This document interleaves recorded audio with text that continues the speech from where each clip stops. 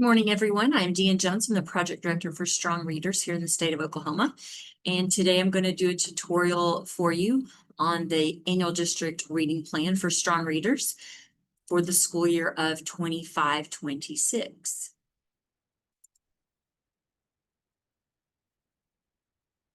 So once you go into your single sign-on, you will find the application that says Strong Readers Annual District Reading Plan, and click on your district. And I am just going to be using a sample district here with the sample plan that I have built out. I will tell you that the good news for this year is that we do not have a lot of changes in the plan.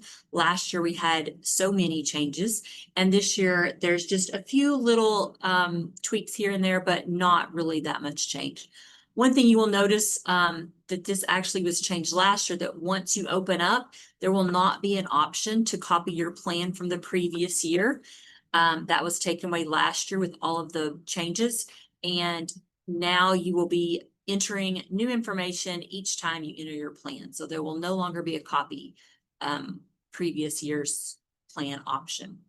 So you'll click for the 25-26 school year, and you will see your district overview. The first section that you're going to complete is the district planning timeline. So select that and you'll go into this. Once you're into this, let's just talk about each one of the dates. I have already filled out most of these so that I can have this ready to talk to you about. The first one is just the date that you will complete the Strong Readers plan. So whoever it is in your district that's filling out this information, this is the date that you're saying that you will open this up and get the plan completed. And I had put August 4th for my sample district. And then the next date is the date that your site principal is going to review the plan and approve it. They have to push to site confirm the plan. And I put that they're going to do that by August 11th. And then the superintendent is going to certify, which also submits the plan to the State Department. And I put that they're going to do that by August 25th. You will notice that the due date is already pre-populated for you. You do not have to enter this one. And our plan is due on August 30th. And then the next thing it's asking you is about when your district assessment window is going to be. So I just want to talk about these for just a minute. Your beginning of the year district assessment window, you can set that anytime in August or September, but you are limited to a 3-week window for your district window. And then all of your sites have to be within that district window. So you notice that I put September 2nd through September 22nd. I do want to show you that this year, for the first time, it is going to only allow you to select dates in August and September.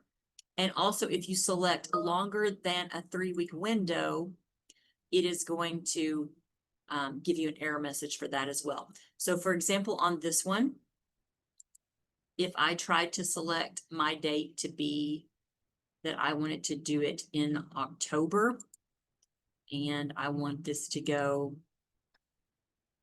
right there. Once I go down and push update, it would give me error messages. It's telling me that my beginning of the year window must be in August or September.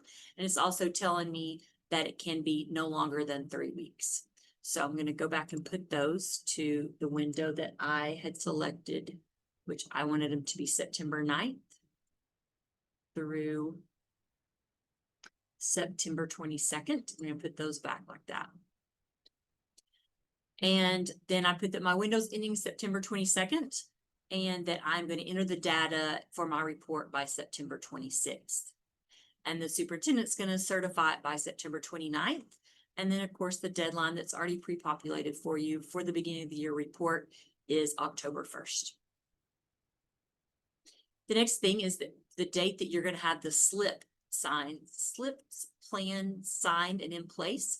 You have 30 days from the date of the assessments. So each student would actually have their own 30-day timeline. So if you had a student who took the test on September 9th, you would need to have that student slip signed and filled out and in place by October 9th. But what date we're asking you here for is the date that you have all of your plans, all of your SLP plans signed and in place. So you would have 30 days from this. Your last student could have tested on September 22nd. So your last SLP should be signed and in place by October 22nd. So that's the date I'm going to put there. Next is your mid-year testing window.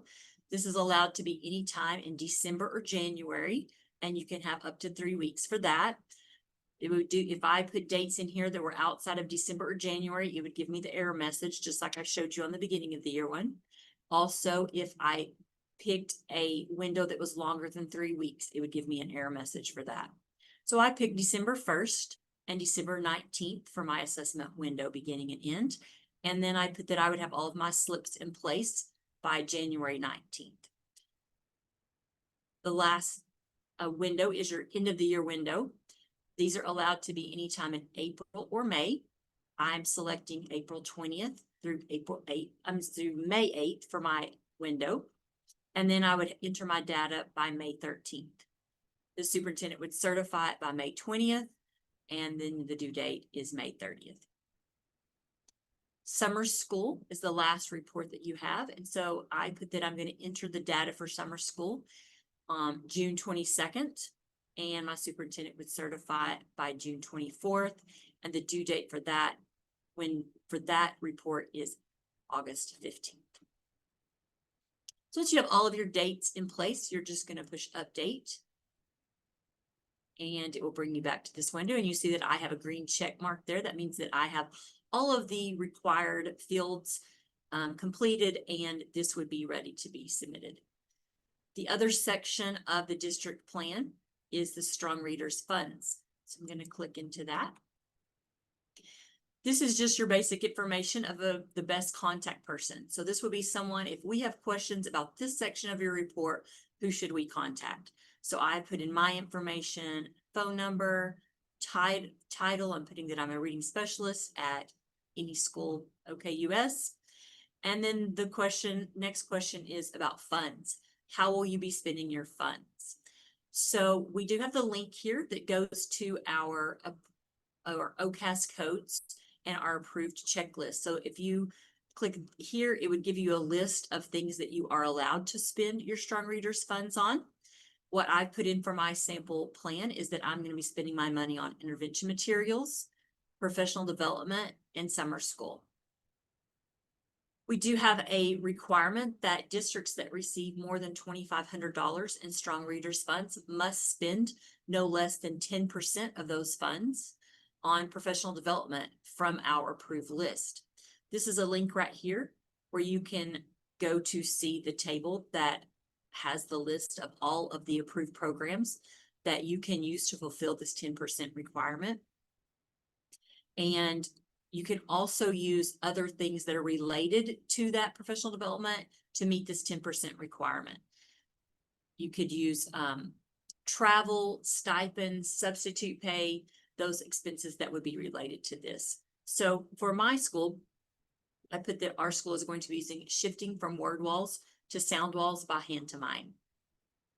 And then this is one of the new sections. This little prompt right here is brand new this year.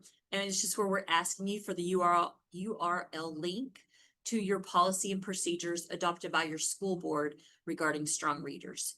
So you would just put your link right here to your school board policy for strong readers. And then save. And that's all for the district plan. Then you go down here and you would find all of your elementary school sites that host students between K and 3rd grade. And for my sample school, I just have one site for elementary. So I'm going to click into the site plan.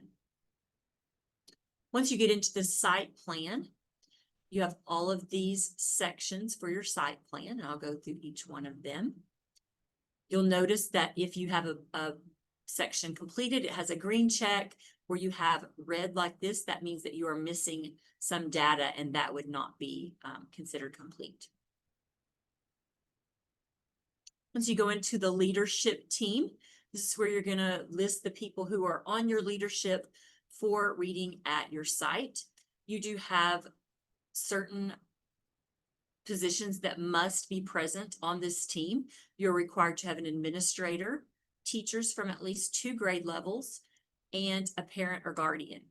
You may include other positions as you feel you need to at your site. You could have instructional coaches, reading coaches, mentor teachers, other content area teachers, or anyone else that your principal could appoint to this team.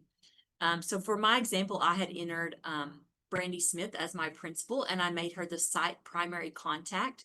So whichever person you put that you click this for, they would be your primary contact, so that if we had any questions about your site plan, this would be the first person that I would try to contact, whoever has the site primary contact next to their name. And then I entered a reading specialist, a first grade teacher, and a third grade teacher. And it's going to ask you how often your leadership team meets, and I put quarterly. Now you will notice that if I pushed save on this, it would give me a error code right here telling me that I must include a parent, because I did not include a parent. So I'm going to go in right now and add a parent.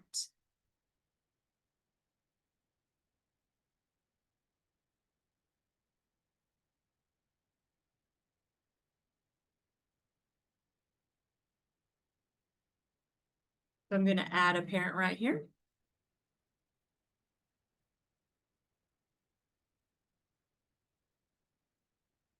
And I'm going to make sure that I'm noting that that is a parent. And then that would give me all of my required done, and I have no message saying that I'm missing someone. So I will save, and that's done for that section. The next section is the assessment plans and goals. Once you click into this, you will see each grade K through 3rd that is hosted at your site, and you're going to be entering your assessment information for each one of those grade levels. I'm going to just go ahead and open 3rd grade. I've already entered these for each grade, but I'm going to go ahead and click in and show you under 3rd grade. So it has 3rd grade for me, and I'm selecting my screener, and I chose Amira. And then it's going to ask me about my assessment dates. Your assessment dates at the site level can be 1 to 2 weeks in length, and they need to be within your district assessment window. So for example, on this one right here, I have already set all of these with what I know is within my district window, but I'm going to show you that if I were to go in and change this and say that I wanted to start assessing on September 1st and end on the 22nd, if I try to save it that way, it is going to tell me that my BOI start assessment date is outside the district window, and that would not be allowed. So I have to make sure that my site windows are set within my district windows so that I don't get that error message. So that part of this is new. Everything it's asking on this page was already asked last year. The only difference is that you're going to get error messages if you're outside of your district window. So I put my dates in for my beginning of the year assessment window. I put them for my mid-year assessment window and my end of the year screening assessment window. And then it's asking me what screener I'm using for the characteristics of dyslexia. And since I was using Amira, I would also be using the Amira dyslexia screener. So I've selected that. And then it asked me about the diagnostic assessment. We do not have an approved list of diagnostic assessments. Your district is free to choose whatever fits the needs of your students. For my sample school, I chose the 95 phonics screener for intervention, so I noted that. And then it's asking me about what assessment I'm using for progress monitoring. You have 2 choices from a drop down on this. You can choose to progress monitor with your screening assessment that was identified above. So in my example, that would be Amira. If I didn't wish to progress monitor with my screener, I could click progress monitor with other assessment tool. And if you do that and click that, it's going to pop up with a box for you to fill in what that is that you're using. So for example, you could click that and you could type in, you may have most of your intervention materials come with some type of progress monitoring tool, and you could enter that there. Or once again, we don't have an approved list for progress monitoring assessments, so you could put whatever it is that your school has decided best fits your needs. And then we ask about the frequency at which you're progress monitoring your tier 2s and your tier 3s. are recommended is monthly for tier 2 and weekly for tier 3. That is not required. So you can enter what it is that you're doing at your district there. And then when you click save, this information will all be displayed on this screen. So we would want to see your information for every grade that you have hosted at that site. Okay, so I'm going to go back to this screen now. And the next section is core reading program. You'll see that mine's in red because I do not have all the required information entered. So this is going to ask you what you're using at each grade level. I've already completed it for kindergarten 1 and 2, but I'm going to go ahead and enter it for 3rd grade now. So I am picking from the drop down for my core curriculum, and I put that this sample school is using Journeys, so I'm picking that. The next section is supplemental resources. So supplemental resources are things that you're using outside of your core curriculum, and I put that this school was using Heggerty for their phonemic awareness in K 1st and 2nd, but I'm going to say that they're not using that in 3rd grade. So I'm just going to leave this section blank. The supplemental resources are not required. That is just something that we're asking if, I didn't say that. That is just something that we're asking for. If you do use it, we want you to note it, but you are not required to use any supplemental resources. So now that I have that updated and saved for my 3rd grade, I'm seeing what they're using for their core and that they're not using any type of supplemental instruction. So now I can return to my previous page, and now I have the check mark on that section as well. So I can move on to the next section. The next section is professional development. And this section doesn't have any changes from last year. We're asking you what professional development you're offering at your site level. And I put for my sample school that the reading specialist will be doing some grade level trainings on using their benchmark data to guide instruction. And the elementary principal is going through letters for administrators. And we have 6 teachers going through letters for early childhood. This is just a check mark assurance. You're saying that your district is aware of the requirement to spend 10% of their Strong Readers funds if they're receiving more than $2,500. And you're just going to click the little check mark here that you have read that and you are aware of that requirement. And then push save. So the next section will be time and personnel for Strong Readers Act. So the first question is about your staff count. This whole section has no changes from last year other than it is now making this be a required field. Last year we had a lot of people submit with this section right here blank. And so we have made this staff count be a required field, but that is the only thing that was changed on this.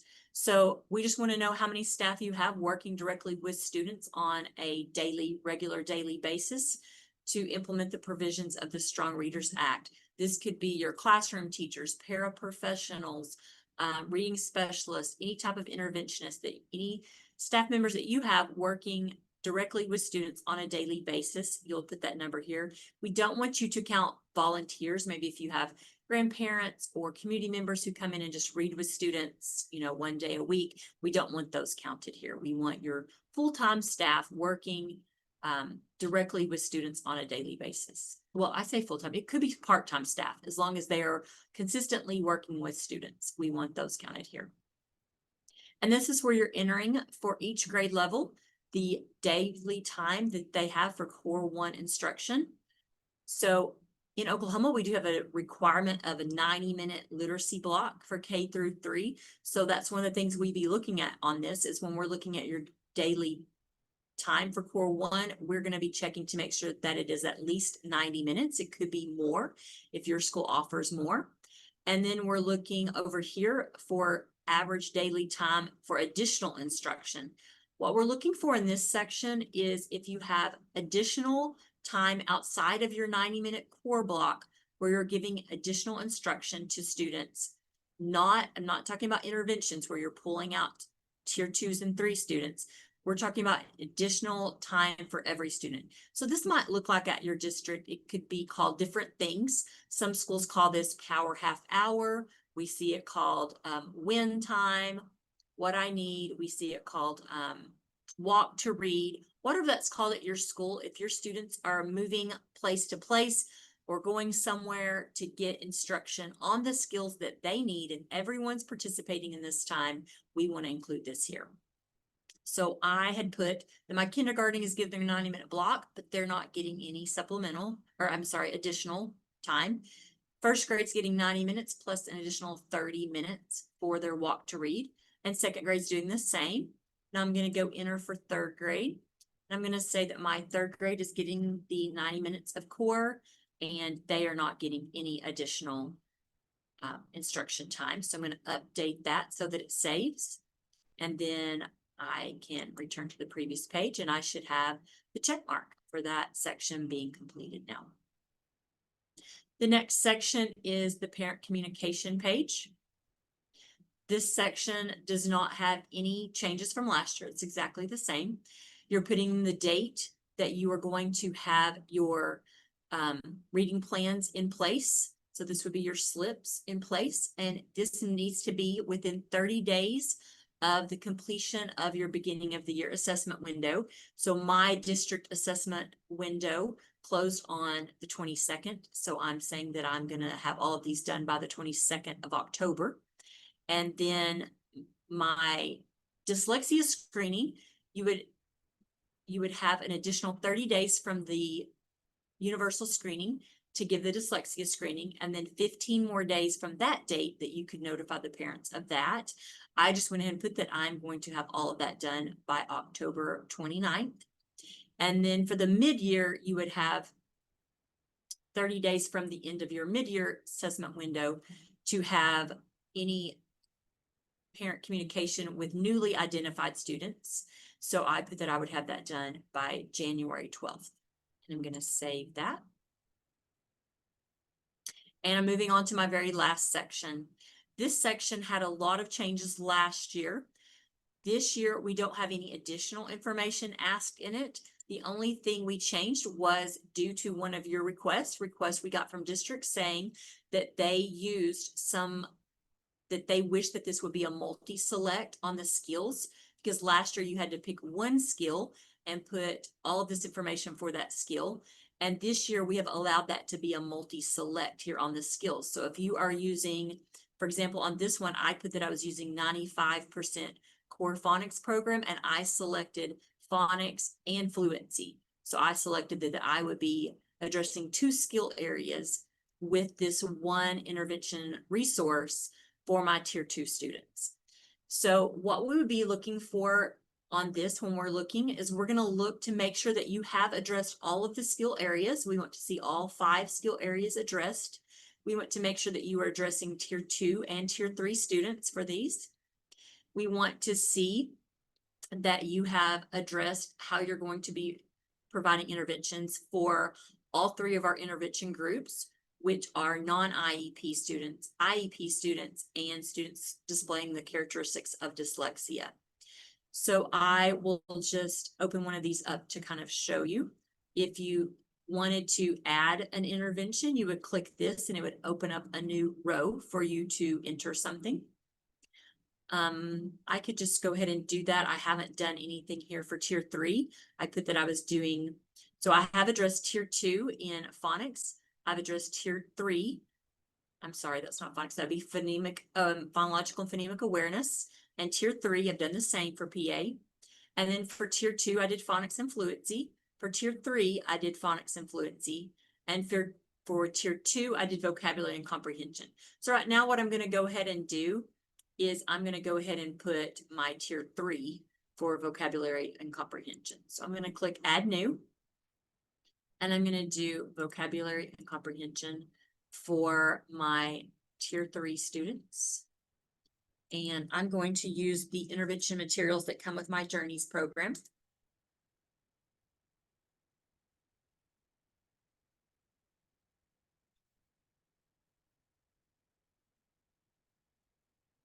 And then I'm going to say that this is happening during the regular school day in addition to my core block. And this is going to be done by my reading specialist, but you can see all of the choices that you have here because These could be done, and I think I did enter one where I selected that my IEP students will be receiving their interventions from the special education teacher. But however that is done at your district, you just select that. And then I'm going to put that this intervention is being done 3 times a week for my vocabulary and comprehension for 15 minutes. And then I'm going to select that this would be all 3 categories. I could have students on tier 3 from any of these categories. And I'm going to save that. So you would see that this is where I have addressed all of the skill areas for all of the tiers and for all of my intervention groups. Once you have all of that completed, you would just return to the previous page. I hope that by changing that is helping some of the frustration that we saw from districts last year of having to enter so many rows. And so we followed that request that you guys had to make that a multi-select, and I hope that that's beneficial for you this year. That is the last section. So now you can see that I have all green checks on every section. So I would now click here, submit for confirmation. And once I submit it for confirmation, then it is going to the school principal. And then the school principal can either confirm or reject and send it back for corrections. If the school principal goes ahead and pushes confirm, then when I go back to the district plan, I would see that that site plan has been site approved. So now this shows that this is site approved, and then it would be to the superintendent. The superintendent would check, now this is site approved, and both of the district plans are completed and have green checks. And so the superintendent can now put the assurance that they are assuring that my school is reading all of the requirements of the Strong Readers Act, and they would certify and submit. And then your plan was all complete for the year, and it comes to the Oklahoma State Department of Education for us to approve. I hope that this tutorial has been helpful for you. And if you have any questions, you can reach out, and you can reach us at literacy@sde.ok.gov, or you can call our office and get any help. And as always, thank you for all you do for young readers across the state of Oklahoma every day.